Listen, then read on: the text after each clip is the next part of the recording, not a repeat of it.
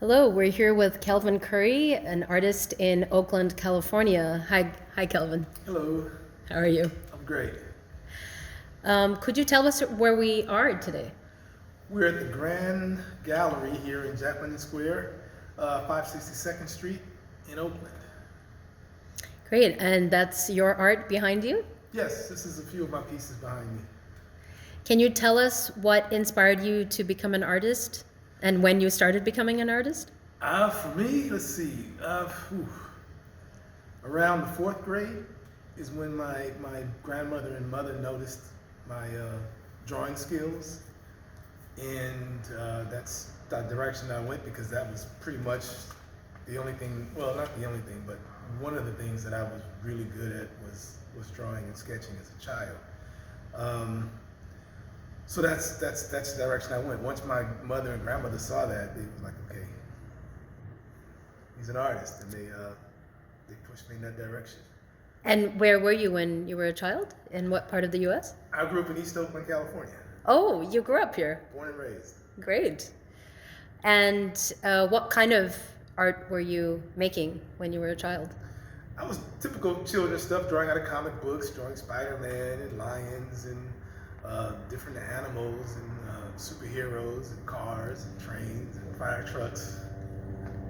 So tell us a bit about your journey. Did you get formal training in art, or what did you do after that when you knew you wanted to My do that? training started very early. At the time, I was in the sixth grade. This is in the 70s, and there was a program that was in the inner city schools where they were offering summer scholarships for inner city kids.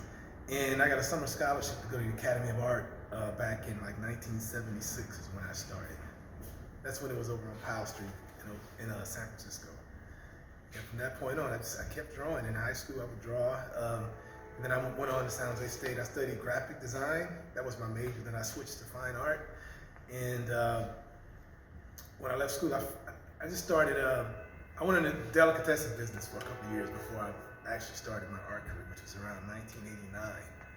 And I did my first art show at the National Institutes of Arts and Disabilities in Richmond. That was the first group show that I was in. And then I had my first solo show in 1992 at Calder Gallery on 55th in King Street in North Oakland. During your first showings, what kind of art were you doing then? The first piece that I entered into an art show was a watercolor pen and ink of blues singer Percy Mayfield. And then I did a series of graphite sketches of children.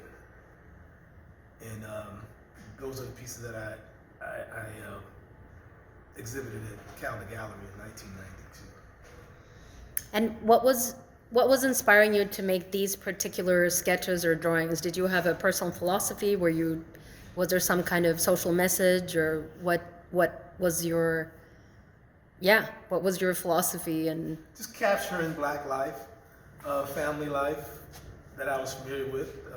One of the first sketches that I did was my grandmother, who would always read the Holy Scriptures, the Bible every day, and I did a sketch of her in her chair. Then I had a sketch of two girls that were sitting on the steps and children playing, things like that. so was your art realism in the Yeah, it was beginning? realism in the beginning. Okay. Did your art evolve after that? Yeah, did it. So tell us a bit about that. It was a slow process for me. One of my inspirations is Picasso. I've always followed his career and always admired how he evolved as an artist. And so the more I started drawing and starting to get more exposure to other artists and experiencing life, the art kind of changed right along with the way my life was evolving. So it just became different, and I started to look at forms different, to figure differently, interpreting things differently as I went further on my journey as an artist. So how does it work? Maybe you can explain to those of our viewers who are not artists. Why do you suddenly start looking at things in a way that they are not? That's a hard question. What happens? It's like I don't really know how to explain it. It's almost like it's like asking Stevie Wonder where he got a note from. You know, it's like it's just intuitive, and it's repetition too.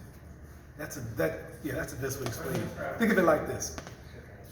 In elementary school, I don't know if they do it now, but when I was in elementary school, they would teach you how to write your name. And you get this paper with these lines on it, and you start out writing your name, K with a big K, E, capital letters, and then they would tell you how to sign your name. And then you learn how to write in cursive. So then you write your name in cursive. Then over time, like your signature changes as you get older. If you notice, when you look at your signature 20 years ago, look at it now, you can still see your signature, but you can see how it's evolved as your life has evolved. So that's how I kind of like it to, that's the best way I can explain it, is like a signature, the way your signature would evolve as you get older in life. Does that help you kind of understand it? It does help to understand that, I guess, the way we look at the world changes as we grow older. I'm trying to understand, because if we look at, for example, the piece that's right above you over there on the left, it takes a certain, why would you suddenly see two people as being these kinds of forms? It feels as though maybe your own experiences, or maybe something that you saw, inspires you to change real forms into a certain other type of shape. I don't know if that question makes sense. It's kind of taking out things, but still having the same image there. For example, these pieces are couples. They're figurative, but there are two people in each one. So realism, if you look at my earlier works, you'll see the realism of two people. But as it goes on, then you just subtract things out, and you still get the image. Like the signature. If you were to write Kelvin, Kelvin, it may start out K and the E, and you could see it in cursive. But as I keep signing it, then my natural style will come through, and it'll become my identity. By doing it over and over again, it would evolve into something else. Is there... Like if you were to sign your name 10 times in a row, they would all be the same signature and all be the same, but all be different at the same time. And all be original. What role does the fact that you're an African American man in the US and grew up in Oakland, what role does that play in how you see the world around you and how you want to portray it in your art? Good questions. Wow, that's a good question. Let me think about that. Well, it's all connected. The way I see the world is the way I create the world. The way I create is the way I interpret things. Can you elaborate on that a bit? I got that from Ray Charles. Okay. I read a book about him, and he said a quote. He said something in the book that kind of just stuck with me. He's like, all art is interpretation. It's how you interpret it, and how you put it onto a medium. It's how you see it.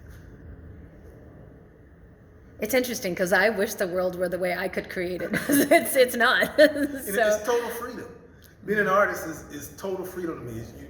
You sit in front of a blank canvas or a blank piece of paper, and there's nothing there, and you create something on that paper. And what you create comes from your experiences, from the repetition that you've done over years, and it becomes like an automatic pilot.